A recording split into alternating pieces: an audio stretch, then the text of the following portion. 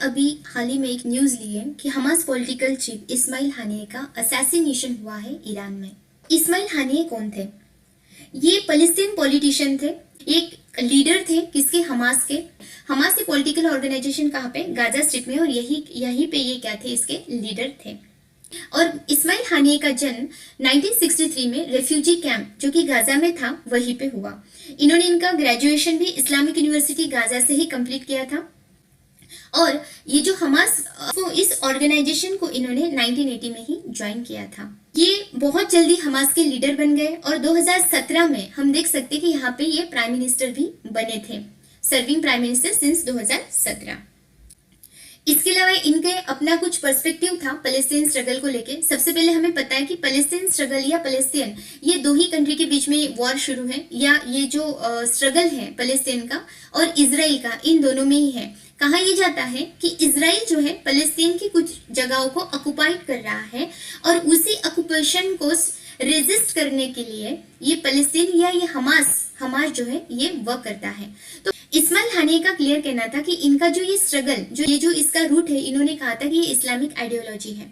Ismail Haniyeh का commitment भी था कि ये रेजिस्ट करेंगे इजराइल ऑक्युपेशन को। इनका ट्रू बिलीव था कि इनको अचीव करने हैं Palestine rights and the self determination को। और at the same time Ismail Haniyeh जो है इस सपोर्ट करते थे आर्म रेजिस्टेंस को अगेंस्ट इजराइल ऑक्युपेशन के। ये थे इस्माइल हानिये। अब हम बात करते हैं हमास की। हमास का जो फाउंडेशन है वो 1987 में हुआ था। हमास का एक्रोनिम देखें तो एच फॉर हरकत अल मकवमा अल इस्लामिया, ये इसका एक्रोनिम है, ठीक है। और इसको यदि हम समझे तो ये क्या है, इस्लामिक रेजिस्टेंट मूवमेंट है। इसका जो फाउंडेशन है ये शेख अहमद यासीन इन्होंने रखा था। ये पैलेस्टीन क्लरिक थे और एक्टिविस्ट भी थे। इनिशियली जो ये हमास ऑर्गेनाइजेशन था इसका कंप्लीट फोकस किस पे था, सोशल वर्क करना, चैरिटेबल वर्क करना। बट बाद में ये इन्वॉल्व हुए किसमें, arm resistant against the Israel के। ये देखो यहाँ पे इजराइल है, ये गाजा स्ट्रिप है जहाँ पे हम देख रहे हैं कि हमास ग्रुप है, ठीक है। और ये वाला जेरूसलम या वेस्ट बैंक, जहाँ पे इनका कहना है कि इजराइल जो है इस एरिया को क्या कर रहा है, ऑक्युपाइड कर रहा है। और इसी के रेजिस्टेंट के लिए यहाँ पे हमास ये ऑर्गेनाइजेशन क्या है, बना है। हमास का जो इनिशियल फोकस था वो किस पे था कि सोशल वर्क करना है, चैरिटेबल वर्क करना है। पर बाद में ये किस में इन्वॉल्व हुए, आर्म रेजिस्टेंस, किसके अगेंस्ट में, यहाँ पे इस एरिया को जो ऑक्युपाई कर रहा था उसके अगेंस्ट में। हमास की जो आइडियोलॉजी है वो इस्लामिस्ट है। इनको ये क्लियरली कहते हैं कि हमें यहाँ पे इस्लामिक स्टेट, इस एरिया में इनको इस्लामिक स्टेट इस्टेब्लिश करना है, और वो भी कौन से, शरिया लॉ के बेसिस पे। इनके यहाँ पे भी मैंने लिखा है कि इस्लामिक फंडामेंटलिस्ट है। और इनका ये कहना है कि यदि पैलेस्टीन लोगों को फ्रीडम चाहिए तो वो फ्रीडम उन्हें इस्लामिक स्टेट बनने के बाद मिलेगा, क्योंकि इनका मानना है कि इस्लाम ही गाइडिंग प्रिंसिपल है for all aspect of the life का। अब हम बात करते हैं कि हमास का जो वर्क है या जो कार्य किया है उन्होंने पैलेस्टीन लोगों के लिए।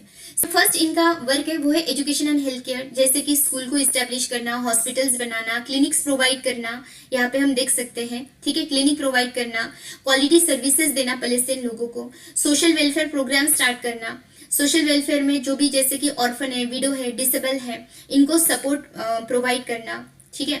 इंफ्रास्ट्रक्चरल डेवलपमेंट जैसे कि रोड्स बनाना, ब्रिज, पब्लिक बिल्डिंग्स बनाना, ठीक है, जिससे पैलेस्टीन लोगों की जो लाइफ है उसमें और ज्यादा इंप्रूवमेंट आए। इकोनॉमिक सपोर्ट करना, इकोनॉमिक सपोर्ट की यदि बात करें तो स्मॉल बिजनेस लोन देना, एग्रीकल्चरल सपोर्ट, फूड असिस्टेंस, ठीक है, एंड फूड एंड डिस्ट्रीब्यूशन। यहाँ पे हम ये देख पा रहे हैं कि साइकोलॉजिकल सपोर्ट प्रोवाइड करना उन लोगों को जो इस वॉर की वजह से अफेक्टेड है, जिनको काउंसलिंग की जरूरत है, जिन्हें मेंटल हेल्थ सर्विसेज की जरूरत है, ऐसे लोगों को यहाँ पे साइकोलॉजिकल सपोर्ट प्रोवाइड करता है। कम्युनिटी डेवलपमेंट की बात करें तो सैनिटेशन इनिशिएटिव्स ले रहे, वाटर प्रोवाइड कर रहे, क्लीन वाटर, ठीक है, improve the living conditions of the Palestine.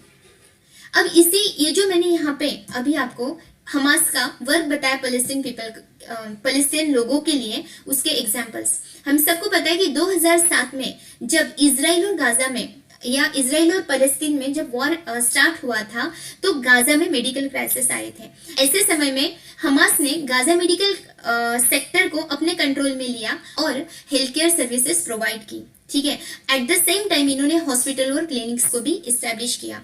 Food and distribution, इस पीक में आप समझ पा रहे हो कि फूड एंड डिस्ट्रीब्यूशन कि 2008-9 अगेन गाजा वॉर या 2014 गाजा वॉर मीन समय में जब यहाँ पे फूड क्राइसिस आए थे, तब हमास ने यहाँ पे फूड एड डिस्ट्रीब्यूट की थी इन पैलेस्टीन लोगों को। एजुकेशन इनिशिएटिव्स, इन दोनों पिक में हम बहुत अच्छे से समझ पा रहे हैं। एजुकेशन इनिशिएटिव्स में इन्होंने लाइक लिटरेसी प्रोग्राम स्टार्ट किया था for adult and the vocational training for the youth, women's empowerment, जैसे कि इनको ट्रेनिंग एंड अपॉर्चुनिटी देना विमेन को and all. But still Hamas का इतना अच्छा पैलेस्टीन पीपल को लेके सोशल वर्क होते हुए भी इस हमास को एक टेररिस्ट ऑर्गेनाइजेशन डेजिग्नेट किया। जैसे कि यूएसए की बात करें तो 1997 में FTO means the foreign terrorist organisation के नाम पे यूएस ने इसे डेजिग्नेट किया। यूरोपियन यूनियन ने इसे 2003 में टेररिस्ट ऑर्गेनाइजेशन डेजिग्नेट किया। इजराइल ने तो तभी से कहा जब से ये फॉर्म हुआ है, और कनाडा ने भी इसे डेजिग्नेट किया एज अ टेररिस्ट ऑर्गेनाइजेशन। तो ये समझते हैं कि हमास को टेररिस्ट ऑर्गेनाइजेशन बनाने के पीछे के रीजन क्या है।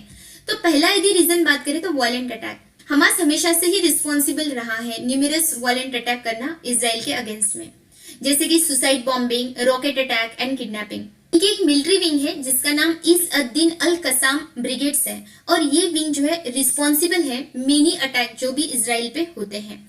और हमास का अपना चार्टर है, इनका अपना गोल है, इनकी अपनी एक आइडियोलॉजी है कि इनकी आइडियोलॉजी या इनके गोल की बात करें तो destruction of Israel and establishment of Islamic state in its place, ये इनका एक चार्टर भी है। और इन तीन चीजों की वजह से हमास को एक टेररिस्ट ऑर्गेनाइजेशन के तौर पे डेजिग्नेट किया। पर स्टिल इसके कुछ क्रिटिसिज्म भी है, जैसे कि मैंने कहा था कि ये ह्यूमैनिटेरियन वर्क कर रहे हैं, जैसे हेल्थ केयर प्रोवाइड कर रहे हैं, सोशल वेलफेयर कर रहे हैं। अपार्ट फ्रॉम दैट यदि हमास का एक नोबल कॉज देखे तो ये क्या कर रहा है, रेजिस्ट कर रहा है ऑक्यूपेशन किसका, इजराइल जो ऑक्युपाइड कर रहा है ना पैलेस्टीन में, उसको ये क्या कर रहा है, रेजिस्ट कर रहा है। पर कुछ लोगों ने अभी भी इसमें आर्ग्यू दिया है कि इसे जो टेररिस्ट ऑर्गेनाइजेशन डेजिग्नेट किया ये पॉलिटिकली मोटिवेटेड है। ठीक है, ये क्या है, पॉलिटिकली मोटिवेटेड है, क्योंकि ये बायस पॉलिटिकल कॉन्टेक्स्ट है इजराइल पैलेस्टीन कॉन्फ्लिक्ट को लेके।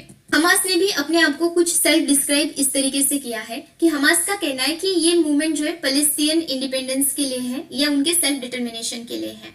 पर ये मूवमेंट जो है एक इस्लामिक मूवमेंट है, क्योंकि इनका फर्म बिलीफ है कि इनको क्या करना है, इस्लामिक स्टेट पैलेस्टीन में इस्टेब्लिश करना है, और यही एक वे है कि इन लोगों को अपना सेल्फ डिटर्मिनेशन या फ्रीडम इन्हें मिल सकता है। तो हम इस बात से इस कंक्लूजन पे आ सकते हैं कि designation of the Hamas as a terrorist organisation ये क्या पॉलिटिकल मैटर है, डिबेटेबल है या कॉन्ट्रोवर्शियल मैटर है। कुछ आर्ग्यू करते हैं कि भाई वायलेंट अटैक जो हो रहा है इजराइल सिविलियन के अगेंस्ट में वो एक कॉज हो सकता है, पर दूसरा साइड यदि हम देखें तो ये लेजिटिमेट रेजिस्टेंस भी कर रहे हैं अगेंस्ट द ऑक्यूपेशन के। और ये इंपॉर्टेंट क्या है, यदि इसका दूसरा इंपॉर्टेंट चीज देखें तो ये प्रोवाइडर है ह्यूमैनिटेरियन सर्विसेज किसको, पैलेस्टीन लोगों के लिए। तो अल्टीमेटली ये जो क्वेश्चन यहाँ पे हमने अराइज किया है कि whether the Hamas is terrorist organisation और नॉट, ये डिपेंड करता है हमारे पर्सपेक्टिव पे, कौन सा perspective, Israel and Palestine conflict को लेके, and the role of violence achieving the political goal. इसके अलावा यदि अभी हम इंडिया का स्टैंड देखें इस्माइल हानिये के डेथ पे, तो इंडिया ने अभी तक एक भी ऑफिशियल स्टेटमेंट रिलीज नहीं किया है। यह अभी भी इस्माइल हानिये के डेथ पे साइलेंट है।